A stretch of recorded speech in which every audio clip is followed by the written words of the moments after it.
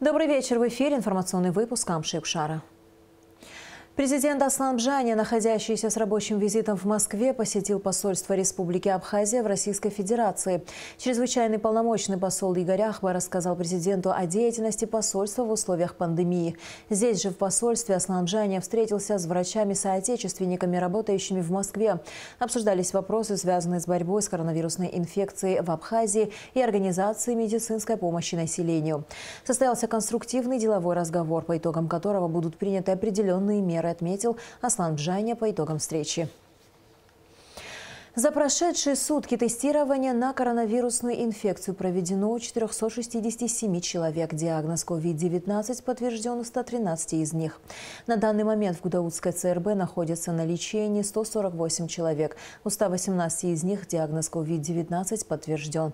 В тяжелом состоянии 26 человек, 36 пациентов средней степени тяжести. Общее число выявленных заболевших коронавирусом в Абхазии на сегодняшний день составляет 3952 человека, 36 летальных случаев.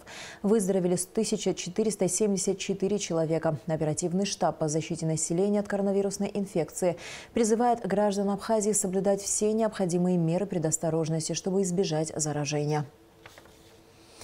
В Гудаутском госпитале налажено централизованное снабжение кислородом палат пациентов с COVID-19. Раньше баллоны подносили к каждому больному. Сейчас кислород подается снаружи через специальные трубы.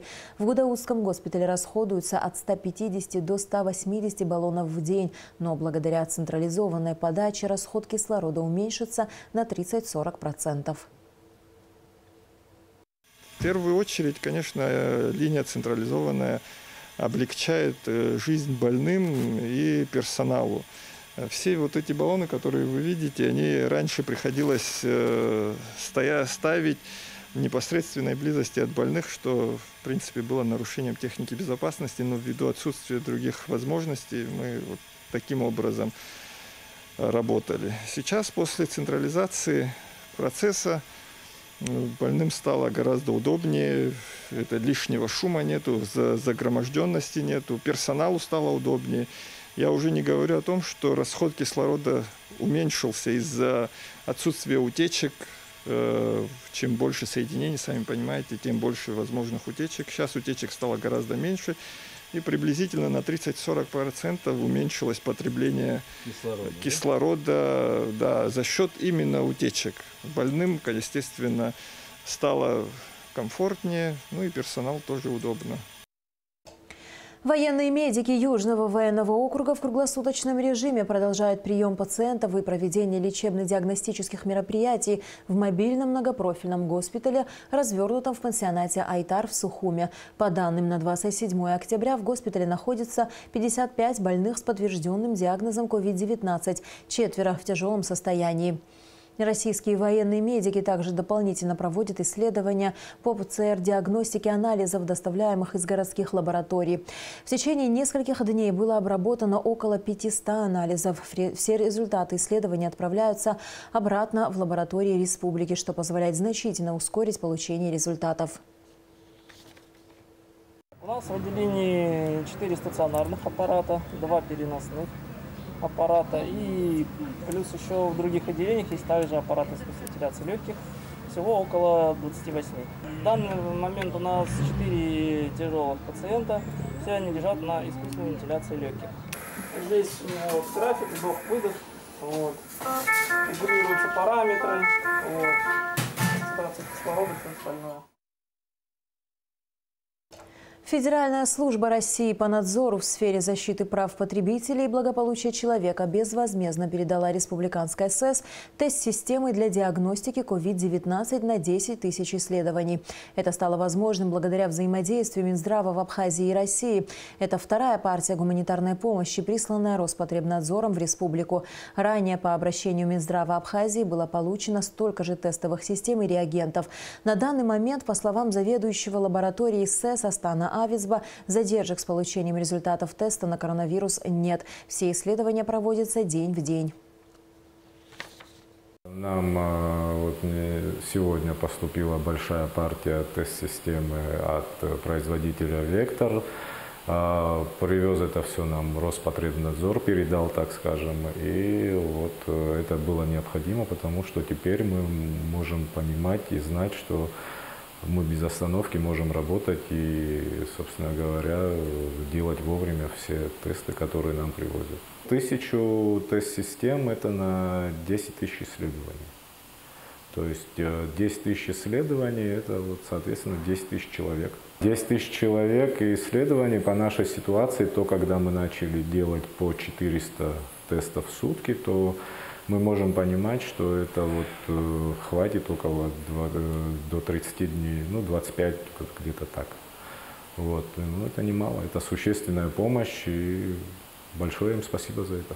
Мы можем констатировать, что за последние несколько дней нагрузка на лабораторию уменьшилась. Мы сумели отработать весь накопленный материал, который у нас скопился за эти дни. У нас всем известно, что были, так скажем, задолженности. И мы их все ликвидировали, и сегодня мы практически работаем день в день.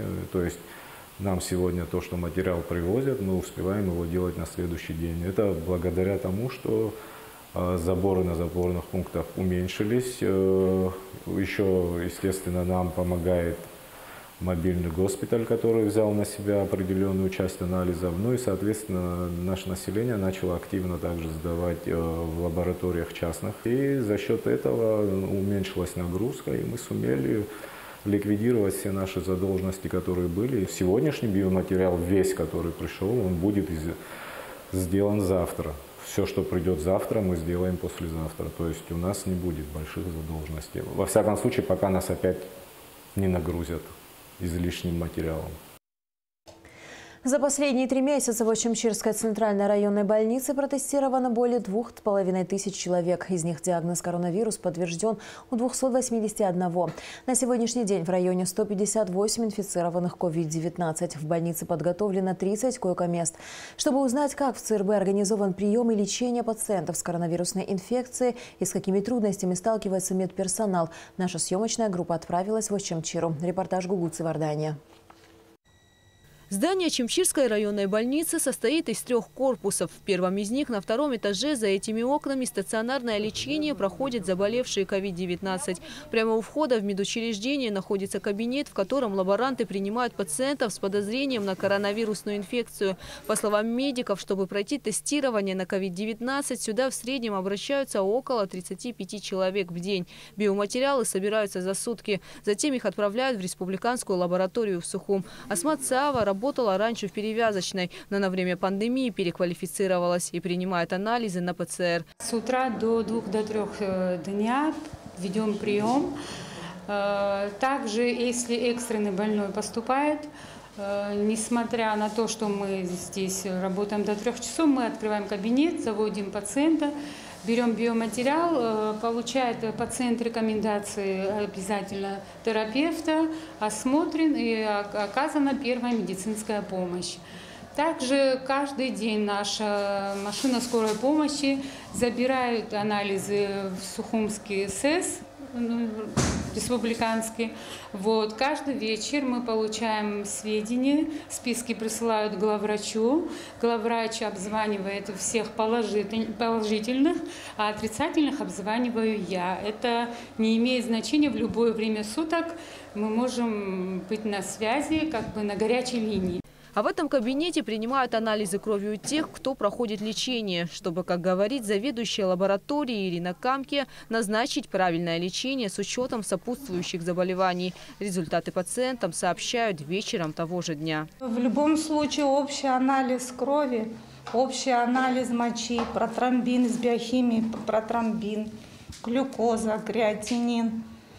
В общем, все, что возможно, мы максимально стараемся как положено сделать и облегчить людям, чтобы они никуда в данной ситуации не выезжали ни в Сухум, ни дальше. За последние 3 месяца в Ачимчирской центральной районной больнице протестировано более 2500 человек. Из них подтвержденных ПЦР-диагностикой 281. По словам главврача медучреждения Мадонны Кишмария, больше половины из них уже сняты с учета. Они выздоровели. На сегодняшний день в Ачимчирском районе 158 ковид-инфицированных. 7 заболевших направлены в Гудаутский ковид-центр. Более 30 проходят стационарное лечение, остальные амбулаторно. То есть это те люди, которых мы ведем на телефоне в какое-то время в зависимости от тяжести состояния, мы их приглашаем к себе, проводим диагностику дополнительную, осматриваем, корректируем их назначение. Вместе с тем больница испытывает проблему с рентгенаппаратом. Он не работает уже на протяжении нескольких лет, что, по словам медиков, значительно усложняет лечебный процесс.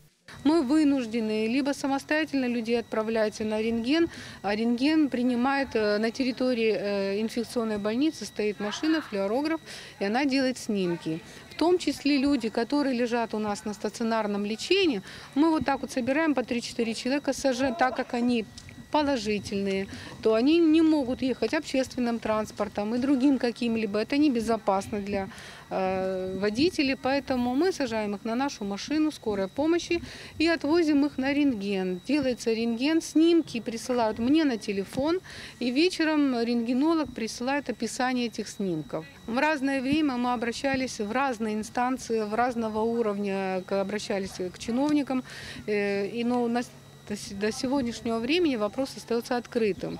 В районе всего 3 машины скорой помощи. По правде говоря, полноценной службы скорой помощи за весь послевоенный период здесь так и не создали. Есть определенные трудности, которые надо доработать. Значит, нужно отремонтировать помещение или построить из 5 комнат. Нужно дополнительно выделить штат. 21 штатная единица нужна для того, чтобы работало полноценное отделение при ЦРБ, отделение скорой помощи. Когда любое время суток любой житель нашего района набрал 03 и к нему приехали и так далее. Сегодня происходит таким образом. Наши жители звонят к любому медработнику, которого они знают. Это может быть я, может быть водитель, может быть любой другой доктор, медработники. Тогда мы начинаем состыковывать все наши Это очень тоже неудобно. Для заболевших коронавирусом здесь организовано около 30 койко-мест. В ближайшие дни по заявке Ачимчирской ЦРБ Минздравом страны сюда будет доставлена медицинская мебель, благодаря чему, как говорят врачи, они смогут принимать больше пациентов. В инфекционном отделении работают 2 терапевта. Помогает им акушер-гинеколог, которому тоже пришлось переквалифицироваться на время пандемии, и 4 медсестры, ежесуточно заступающие на смену. Сейчас мы находимся в красной зоне Ачимчирской центральной районной больницы. Лечение здесь проходит 35 заболевших коронавирусной инфекцией. Попали в плохом состоянии, но уже лучшее состояние, конечно. Намного лучше. Персонал вообще исключительный. Сам главврач, наверное, домой не уходит. Мадонна Кальбиевна днем и ночью возле нас стоит. Вы который день болеете? Уже 7-й день. Но сейчас самочувствие лучше, чем было? Лучше. Главврач Ачимчирской районной больницы Мадонна Кишмария практически не покидает стен медучреждения. Даже беседуя с нами, она спешила к больному. Лечиться сюда приезжают даже из Сухума. По словам пациентов, весь медперсонал очень доброжелателен к больным. Отзывчивые врачи внимательно выслушивают людей. Я с Сухуми приехал сюда, сдал анализы и попал в больницу. Здесь я ни одну медсестру не видел, чтобы она как-то грустно там ходила или что.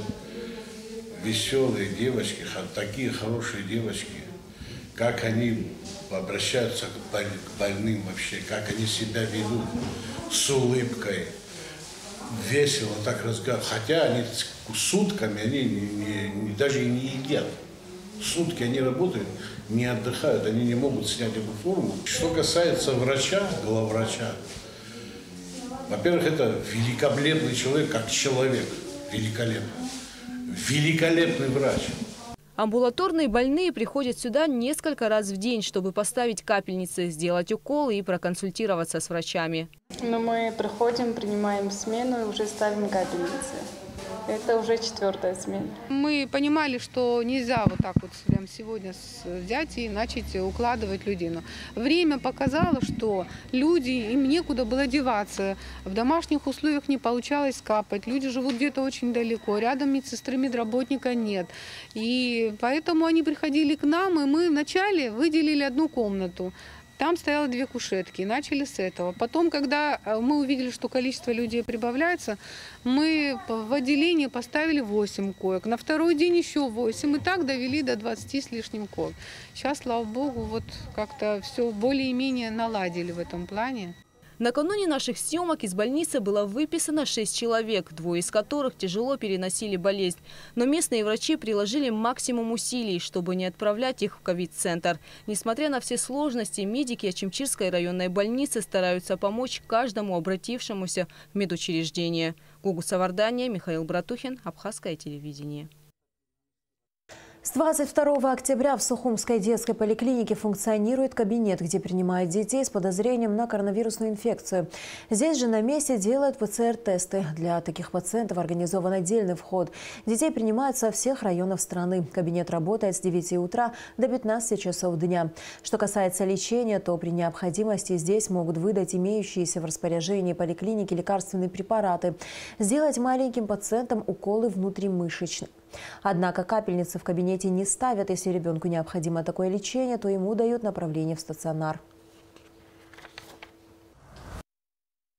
Количество детей все больше и больше. Вот вчера на приеме было 18 детей. Принимаются дети, которые заведомо ковид-положительные, у которых, то есть, сделали ПЦР, они были в контакте в семье. Родители приводят их на консультацию, на лечение, на какой-то минимум обследования тоже. У нас есть тесты. Вчера дали 20 ПЦР-тестов. Это, конечно, мало.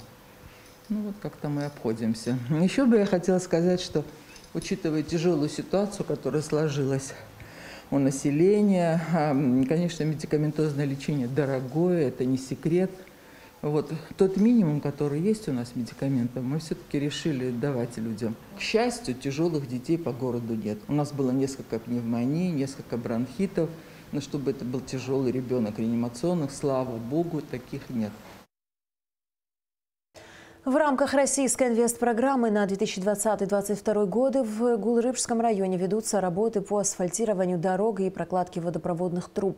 Как проходит ремонт и когда он завершится, узнавали наши корреспонденты. Репортажа Эсмы Гуладзе. Вот уже 1,5 месяца в Гулрыбском районе почти не смолкает шум спецтехники. В селах Дран, Дауарча и Бабушара заасфальтированы уже 6 дорог. В поселке Парнаут ремонтные работы близятся к завершению. Протяженность нового дорожного покрытия около 3 километров. Ширина чуть больше 5 метров. Толщина уложенного асфальта 7 сантиметров. Протяженность большая. Выделено сюда по инвестпрограмме 16 миллионов. Сегодня мы заканчиваем эту дорогу, которая вместе с подготовительными работами заняла 10 дней. Затем переходим на военно-сухумскую дорогу, это в сторону Мерхеули. По инвестпрограмме выделено на нее 66 миллионов. Я думаю, что в течение месяца, благо и погода нам позволяет, все эти дни погода сопутствовала тому, что беспрерывно шли эти работы. Надеемся, что к концу года все, что было намечено инвестпрограммой, будет завершено. Жители села ремонтом довольны. По их словам, ямы и ухабы доставляли массу неудобств как автовладельцам, так и пешеходам. Добраться до дома и не испачкаться было практически нереально. Я пешеход. Для меня сложность в чем вызывала? Пока выйдешь с дороги, на дорогу, пройдешь до туда, грязь, ямы. Для каждого жителя, как данного поселка, здесь выше еще 2 села. Это большой, огромный праздник. Праздник почему? Потому что на протяжении последних лет и не одного года, а десятилетий эта дорога была в ужасном состоянии. Параллельно в районе проводятся работы по укладке водопроводных труб, которые не меняли здесь еще с прошлого века. На данный момент объем выполненных работ составляет около 15%. Тут идет замена трубопровода полностью и центральной магистрали по всей Агудзере, и к домам отводы, врезки будут осуществляться к многоэтажным домам за счет инвестпрограммы. частным домам будет на 2-3 дома колодец с выходами, куда уже частники могут подключиться. Сложности в том, что коммуникаций много, связи много. Тут, в принципе, закрытый поселок был. И вот приходится все эти участки вручную копать, вручную проходить. К концу года все старые трубы должны быть заменены, а затем новая скважина с насосными станциями будет введена в эксплуатацию. Эсма Голанзе, Тимур Гугохия, Абхазское телевидение. Министром внутренних дел Дмитрием Дбар назначена служебная проверка следственного изолятора в связи со смертью посетительницы, сообщает пресс-служба МВД. По предварительным данным, гражданка Сеченава 2001 года рождения, уроженка Гудаутского района и жительница города Сухум прибыла в СИЗО вечером 25 октября к подсудимому Зухба и пребывала с последним в комнате для суточных свиданий. Он же утром 26 октября обнаружил тело женщины. По данному факту прокуратурой Гулрыбского района проводится доследственная проверка, назначена судебно-медицинская экспертиза. Министерство внутренних дел республики регулярно проводит на КПП ПСО профилактические мероприятия, направленные на пресечение преступлений в сфере незаконного оборота наркотических средств. Сотрудники милиции с помощью специально обученных собак проверяют наличие запрещенных к ввозу на территории Абхазии наркотических и психотропных веществ. Об этом материал пресс-службы МВД. Кинологи с собаками на абхазо-российской границе гости частые. Сотрудники милиции с помощью специально обученных собак проверяют наличие запрещенных к ввозу на территорию Абхазии наркотических и психотропных веществ. Основная цель профилактических мероприятий, которые МВД республики регулярно проводит на КПП ПСО – выявление и пресечение преступлений и правонарушений в сфере незаконного оборота наркотических средств. Силами управления по контролю за оборотом наркотиков и кинологической службой Министерства внутренних дел Республики Абхазия при поддержке пограничного отряда службы государственной безопасности Республики Абхазия на КПП ПСО проводятся профилактические мероприятия с целью выявления лиц, незаконно ввозящих на территорию Республики Абхазия наркотические и психотропные вещества, а также их аналогов. Кинологи со служебными собаками ищут в транспорте наркотики и оружие. Четвероногие сотрудники натренированы на распознавание запахов наркотических веществ и безошибочно указывают на тех, кто, несмотря на всю строгость наказания, все еще решается ввести в республику запрещенные товары. Подобные антинаркотические рейды направлены на решение комплекса задач и, как основное, усиление мер по борьбе с незаконным ввозом наркотиков на территорию Абхазии. Успешная практика совместных профилактических мероприятий различных служб МВД показывает свою эффективность в выявлении и пресечении преступлений и правонарушений в сфере незаконного оборота наркотиков. Согласно статистическим данным, буквально за 2 месяца рост выявления преступлений составил 27% со 100% раскрываемостью. Кроме того, в период введения карантинных мер и ограничения пересечения госграницы велась большая работа по борьбе с незаконным культивированием наркосодержащих растений. За август и сентябрь текущего года следственными органами МВД уже возбуждено 6 уголовных дел по факту незаконного ввоза в республику наркотических средств и психотропных веществ, фигуранты которых оперативно установлены и задержаны сотрудниками УКОН. Сотрудники Государственного таможенного комитета задержали на таможенном посту ПСО 16 единиц оборудования для извлечения криптовалюты. Материалы по данному административному правонарушению переданы в отдел дознания и таможенных расследований ГТК. Согласно постановлению Кабмина Абхазии, в данное время ввоз в республику товаров, предназначенных для осуществления деятельности по добыче криптовалют, запрещен. В Абхазии создана республиканская общественная организация Айтгалара. Ее возглавил экс-мэр столицы Кан Кварча.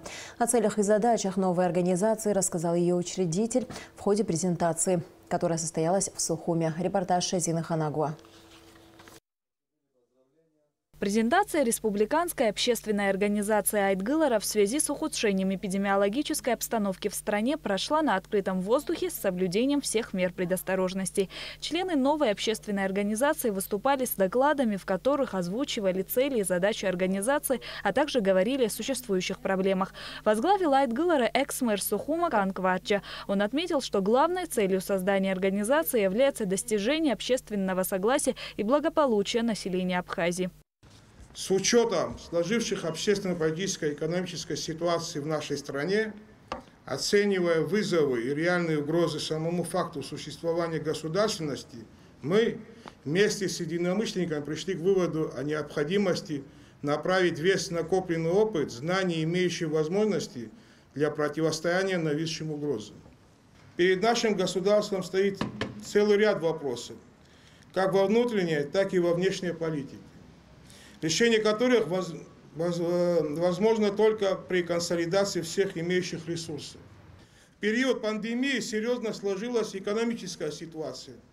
Налицо, что у руководства Абхазии нет ясного видения путей и способов преодоления экономического кризиса. Аналогичная ситуация сложилась и в правоохранительной системе. Ярким примером служит ряд громких преступлений, раскрытие которых гарантировалось нынешними властями. Одна из тем выступления Кана Кварчи – состояние здоровья президента Аслана Бжани. Кстати, о главе государства. Не можем обойти стороной вопрос состояния его здоровья. Общество имеет право знать, и мы требуем четких и внятных ответов. Со своей стороны, критикуя власть, дабы не походить на критиканов, мы готовы к широкому обсуждению путей выхода из сложившейся ситуации. Из-за сложившейся эпидемиологической ситуации в стране состав Высшего совета Республиканской общественной организации Айдгылара пока не сформирован. Шазена Ханагуа, Тамас Чиковани, Абхазское телевидение. Завершены работы по установлению опор контактных сетей троллейбусов, дорожных знаков и нанесению разметок по улице Айдгылара в Сухуме. Далее установкой контактных сетей займется троллейбусное управление. Все работы проводятся в вечернее и ночное время, чтобы не мешать движению транспорта. Напоминаем, что в связи с ремонтом коммуникационных сетей по улице Абазинская маршрут троллейбуса в новый район Рынок временно будет проходить по улице Айдгылара с выездом на улицу Ардзенба и далее по нынешнему маршруту по улице Абазинской. Распоряжением главы администрации города Сухум с 1 ноября вводится временное одностороннее движение транспортных средств по улице Айдгылара на участке дороги от улицы Лакоба до улицы Ардзенба. И в завершении выпуска о погоде. По сообщению Гидрометцентра, в среду в Абхазии ожидается переменная облачность без осадков. Температура воздуха ночью 9-14, днем 21-26 градусов. Температура морской воды 20 градусов.